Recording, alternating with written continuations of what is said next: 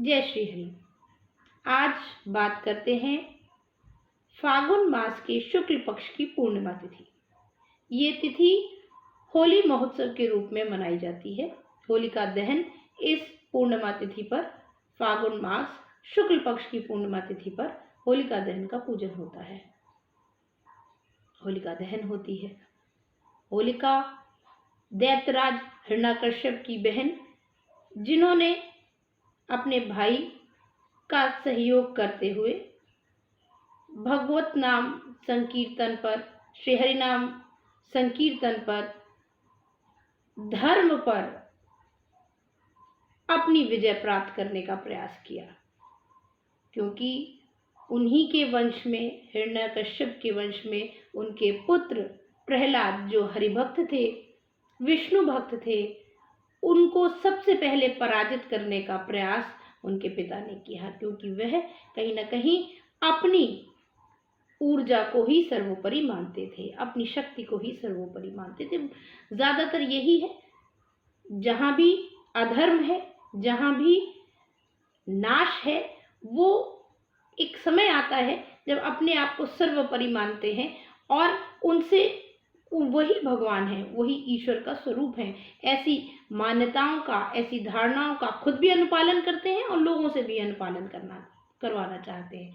ऐसे ही हिरण्यकश्यप ने अपने पुत्र को, प्रहलाद को, छोटे से प्रहलाद को विष्णु भक्ति से विपरीत कर अपनी भक्ति में लगाने का प्रयास किया, जिसमें होलिका, उनकी बहन ने उनका सहयोग किया और प्रहलाद को गोदी में लेकर अग्नि में विराजमान हो गई।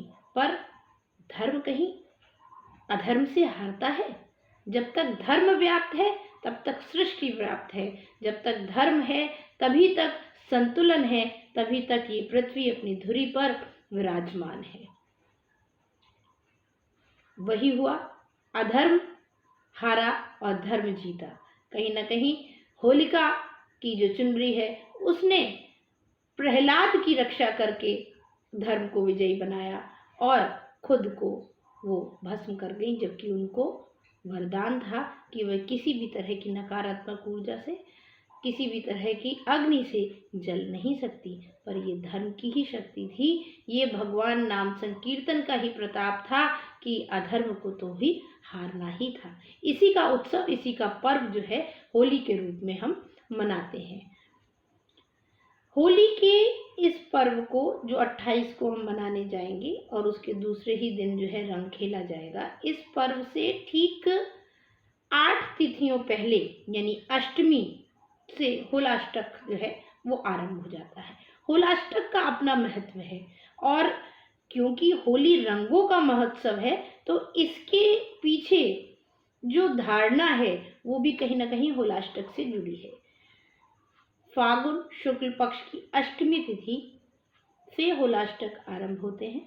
ये 8 तिथियों का लगातार जो संयोग है, अष्टमी से पूर्णमासी तक की ये जो तिथियां हैं, इन तिथियों में सौम्य ग्रह जो हैं, शुभ ग्रह जो हैं, अपनी सबसे कमजोर अवस्था में होते हैं। क्रूर ग्रह अपनी नकारात्मकता की प्रचंडता पे होते हैं। यही कारण है कि मांगलिक कार्य इस कमजोर और नकारात्मक परिवेश में नहीं किए जाते हैं। होलाष्टक जो कि 22 मार्च 2021 से आरंभ हो रहा है, इस समय से लेकर पूर्णमासी यानी होलिका दहन के समय तक कोई भी मांगलिक कार्य नहीं किए जाएंगे। 16 संस्कार वर्जित माने जाते हैं। यहाँ तक कि नवविवाहित कन्या जो है, वधू जो है, उसको भी अपने मायके में ही रहकर इस उत्सव को मनाना चाहिए। क्योंकि नकारात्मक ऊर्जा में, नए परिवेश में, नए परिवार के साथ जुड़ने से कहीं ना कहीं जो अमंगल का डर रहता है, जो अमंगल की धारणा बनती है, उसको दूर करने के लिए हम किसी भी नई चीज की शुरुआत, नई चीज से जुड़ने की शुरुआत जो है वो नकारात्मक ऊर्जा में नहीं करते हैं। तो प्रथम पूजन जो है, अगर वो होली का पड़ रहा है, तो होली की अग्नि अपने मायके में ही देखते हैं, क्योंकि वहीं हम पले बढ़े और उसी परिवेश में रहे होते हैं। तो नए परिवेश में जाने के लिए ये उचित समय नहीं होता। इसी तरह कोई भी नया मांगलिक कार्य करने के लिए उचित समय नहीं होता। तो ये सारी धारणाएं जो हैं ये कमजोर समय के कारण व्याप्त है और इनका अनुपालन भी करना चाहिए। अष्टमी से पूर्णिमा तिथि तक के बीच में नवग्रहों की जो कमजोर स्थितियां हैं वो मानसिक असंतुलन देती हैं। इस समय में कोई बड़े निर्णय नहीं लेने चाहिए, कोई मांगलिक कार्य नहीं करने चाहिए। 16 संस्कार जो हमारे वैदिक शास्त्रों में है उन 16 संस्कारों को नहीं करना चाहिए। हाँ, जन्म और मरण से जुड़े कार्य जो हैं उनको करने की हमें अनुमति है। अब इन 8 तिथियों का होलाष्टक का जो समय है इसका अपना एक अस्तित्व है, अपनी एक पौराणिक कथा है। आप सब शायद जानते हो इस कथा को, पर इसी की वजह से होली पर रंगों का महत्व बढ़ जाता है। फागुन शुक्ल पक्ष की अष्टमी तिथि पर ही कामदेव, उत्साह के देवता, प्रेम के देवता, सृजनात्मकता के देवता, उन्होंने भगवान शंकर की तपस्या भंग करने का प्रयास किया था। उनकी इस प्रयास से कुपित होकर भगवान शंकर ने, महादेव ने उनको भस्म कर दिया था और उसी समय से ये सृष्टि प्रेम विहीन हो गई, उत्साह विहीन हो गई, सृजनात्मक ऊर्जा विहीन हो गई और तभी से नकारात्मक ऊर्जा अपनी प्रचंडता धारण करने लगी। देवता ये देखकर घबराए और उन्होंने महादेव से प्रार्थना की कि भगवान, बगैर सृजनात्मक ऊर्जा के, बगैर सकारात्मक ऊर्जा के सृष्टि कैसे आगे बढ़ेगी, तो कृपा करके कामदेव को पुनर्जीवित करें। हमारे भोलेनाथ औढ़गानी प्रसन्न होके कामदेव को पुनर्जीवित करने की जो उन्होंने धारणा की, जो संकल्प किया, वहां से ही होलिका दहन और होली उत्सव शुरू होता है। सारी बुराइयों को, सारी नकारात्मकता जो इस 8 दिनों में बहुत प्रचंडता पे थी, महादेव ने उनको, उनका शमन करते हुए, उनका दहन अग्नि में करते हुए वहां से ही दोबारा पुनर्जीवन दिया कामदेव को। यही एक मुख्य कारण है कि इस पर्व को, धर्म की विजय के पर्व को हम प्रेम का पर्व भी मानते हैं और प्रेम को प्रतिरूप और परिलक्षित करने के लिए हम रंगों का इस्तेमाल करते हैं। तो बहुत से लोग ये प्रश्न करते हैं कि रंग ही क्यों हम होली पर खेलते हैं, किसी और विधा से क्यों नहीं होली? होली पे रंगों का क्या महत्व है? रंगों का महत्व यही है कि रंग कहीं ना कहीं अलग अलग रंग अलग अलग प्रेम के स्वरूपों को परिलक्षित करते हैं, दर्शाते हैं। तो इसलिए हम रंगों का उपयोग करके भगवान का गुणगान करते हुए और सृष्टि में नई ऊर्जा, नई सृजनात्मकता का जो पुनर्जीवन प्राप्त हुआ, उसका उत्सव मनाते हुए रंगों के साथ होली का पर्व मनाते हैं। प्रेम के देवता भगवान श्री कृष्ण की नगरी में इसी वजह से ये उत्सव बड़ी धूमधाम से मनाया जाता है। तो ये एक पौराणिक कथा जो इस तथ्य को निर्धारित करती है कि होली पर रंगों का इस्तेमाल इसीलिए किया जाता है कि कामदेव को, प्रेम के देवता को, उत्साह के देवता को, सृजनात्मकता को नया जीवन मिला था पूर्णमासी की तिथि में होलिका दहन के बाद। तो इस पर्व को हम भी इसी दृष्टि से मनाएं, अपने मन में द्वेष क्लेश की भावनाओं को दहन कर कर, होलिका की अग्नि में डालकर नई ऊर्जा, नए उत्साह के साथ जीवन में आगे बढ़े। अब होलाष्टक के ये जो 8 तिथियों का समय होता है, जो 22 तारीख से हमको 28 तारीख तक के बीच में मिलेगा, इस तिथियों में हमें क्या नहीं करना है ये तो पता चल गया।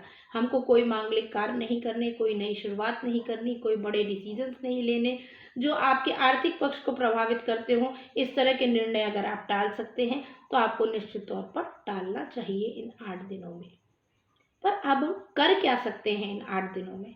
इन 8 दिनों का उपयोग कैसे कर सकते हैं? महादेव की कृपा से इन 8 दिनों में नकारात्मक ऊर्जा जो प्रचंडता पे होती है उसको सकारात्मकता में परिवर्तित करने का ये एक विलक्षण पर्व होता है, एक विलक्षण समय होता है। इस समय कोई भी ग्रह बाधित करता है आपकी उन्नति प्रकृति को, किसी भी तरह की ग्रह की बाधा अगर आपको महसूस होती है और आप समझ नहीं पा रहे हैं कि किस ग्रह की वजह से ऐसा हो रहा है जीवन में कि अवरोध ज्यादा हो रहे हैं, उन्नति नहीं हो पा रही, आर्थिक पक्ष कमजोर हो रहा है, तो इन तिथियों में यानी 22 से 28 के मध्य 6:30 बजे से लेकर 8 बजे के मध्य शाम को नवग्रह मंत्र का जाप अवश्य करना चाहिए। कंडे पर घी, कपूर और लौंग से ओम जयंती मंगला काली भद्रकाली कपालिनी दुर्गा क्षमा शिवा धात्री स्वाहा स्वधा नमस्तुते इस मंत्र का जाप करते हुए आहुति जरूर देनी चाहिए। 11, 21, 51 जो आपकी श्रद्धा हो, जितना समय आप दे सकते हो, पर वो समय मन से दें, मन से उच्चारण करें, मुख से ही नहीं खाली कि बस मंत्र बोल लिया, ध्यान कहीं और है। पूरे ध्यान से भगवान शंकर की शरण में बैठते हुए, भगवान कृष्ण को याद करते हुए, ठाकुर जी की कृपा लेते हुए, सभी देवी देवताओं को प्रणाम करते हुए, नवग्रहों को प्रणाम करते हुए अगर आप नवग्रह मंत्र का जाप करते हैं और ओम जयंती मंगला काली भद्रकाली कपालिनी दुर्गा क्षमा शिवा धात्री स्वाहा स्वधा नमस्तुते इस मंत्र से कंडे पर आहुति देते हैं लौंग और कपूर की, तो कहीं ना कहीं आप नकारात्मक ऊर्जा को सकारात्मकता में परिवर्तित करने में सफल होंगे। अपने जीवन में ग्रहों की वजह से जो व्याधियां आ रही हैं उसको दूर करने में सक्षम होंगे।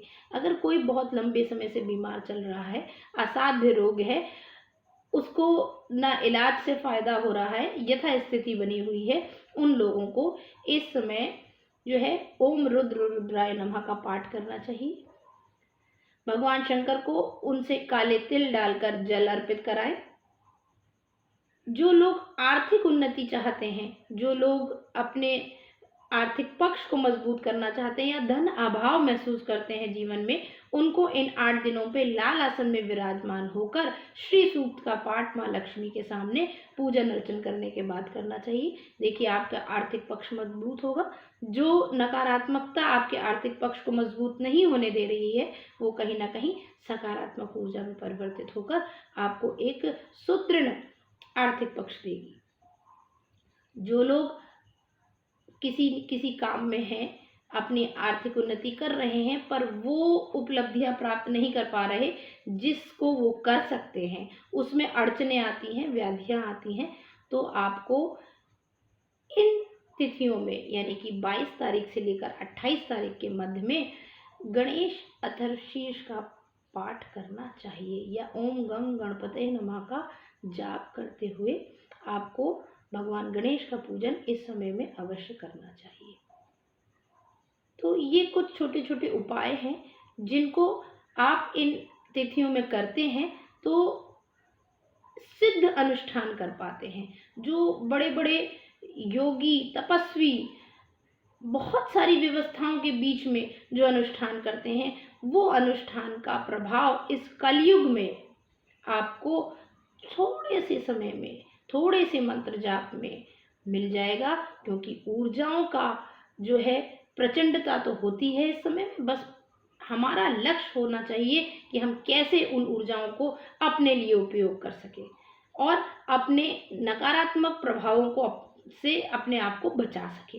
इसलिए इन तिथियों का, मूल्यवान तिथियों का आप उपयोग करें और अष्टमी से लेकर पूर्णमासी तक इसी तरह का कोई ना कोई अनुष्ठान अपने जीवन में अपनाते हुए, थोड़ा सा समय देते हुए, पूर्णिमा तिथि पर होलिका दहन में अपने घर से अन्न यानी कि खड़ा अनाज जो है वो ज़रूर ले जाएं। अगर नहीं है तो खड़ा अनाज लेकर रख लें और उसको जो है आप अपने घर से होलिका दहन में जो है आहुति स्वरूप में अगर देते हैं, चढ़ाते हैं, पूजन में उस अनाज को सम्मिलित करते हैं, तो आपके घर में धन धान्य की कभी भी कमी नहीं होगी। तो इस तरह से होली का पर्व हमने समझा, उसमें हम क्या कर सकते हैं, होलाष्टक में हमें क्या नहीं करना चाहिए और हमें क्या करना चाहिए, हमने ये भी जाना। और साथ में ये भी जाना कि जैसे दीपावली दीपों का पर्व है, वैसे होली रंगों का पर्व क्यों है। होली रंगों का पर्व इसीलिए है क्योंकि प्रेम के नए नए रंगों का पुनर्जीवन होली के दिन प्राप्त हुआ था, पूर्णिमा के दिन प्राप्त हुआ था, पुनर्जीवित हुई थी सृष्टि जो है, निर्जीव और नकारात्मक हो गई थी। इन 8 दिनों में उसको एक पुनर्जीवन प्राप्त हुआ था, रंगों से भरा, उत्साह से भरा पुनर्जीवन प्राप्त हुआ था। वही उत्साह, वही रंग हम एक दूसरे में ढूंढते हैं और एक दूसरे को अर्पित भी करते हैं। होली में सर्वप्रथम फुलेरा दूध से होली उत्सव आरंभ हो जाता है वृंदावन में। तो हमारे ठाकुर जी को सर्वप्रथम आपको रंग अर्पित कर कर और फिर एक दूसरे को रंग लगाते हुए, एक दूसरे की मंगल कामना करते हुए ये पर्व आपको मनाना चाहिए। आपको इस संबंध में या किसी भी ज्योतिषी परिवेश के संबंध में कोई जिज्ञासा जागृत होती है तो आप डायरेक्ट मुझसे फ़ोन पर तो बात करते ही हैं, व्हाट्सएप पर भी बात करते हैं, पर आप YouTube के इस चैनल पर कमेंट बॉक्स में भी अपनी जिज्ञासाएं लिखकर मुझसे बात कर सकते हैं। कभी कभी ऐसा हो जाता है कि फ़ोन नहीं उठ पाते हैं और बात नहीं हो पाती है, तो आप इसके माध्यम से भी मुझसे अपनी जिज्ञासाओं का समाधान प्राप्त कर सकते हैं। होलाष्टक को लेकर अगर कोई मन में दुविधा है तो उसका भी उस शंका का भी निवारण आप मुझसे प्राप्त कर सकते हैं। आप सभी की मंगल कामना करते हुए ऊर्जावान समय का आप सदुपयोग करें, ऐसी भगवान की गुरुदेव श्री महाराज जी के चरणों में ऐसी प्रार्थना करते हुए, ठाकुर जी के चरणों में ऐसी प्रार्थना करते हुए, सबकी मंगल कामना करते हुए आप सबसे इजाज़त लेती हूँ। और इस मूल्यवान समय का उपयोग जरूर मंत्र जाप के रूप में करें। आध्यात्मिक शक्ति को जब तक प्रबल नहीं करेंगे, इस कलयुग में हरि नाम लेते हुए जब तक आगे नहीं बढ़ेंगे, तब तक अपने लक्ष्य को, मोक्ष को, सांसारिक सुखों को भी नहीं प्राप्त कर पाएंगे। हर चीज जो है उसका रास्ता श्री हरिनाम संकीर्तन से होकर जाता है। तो भगवान का नाम ऊर्जावान समय में जरूर लें। जय श्री हरि।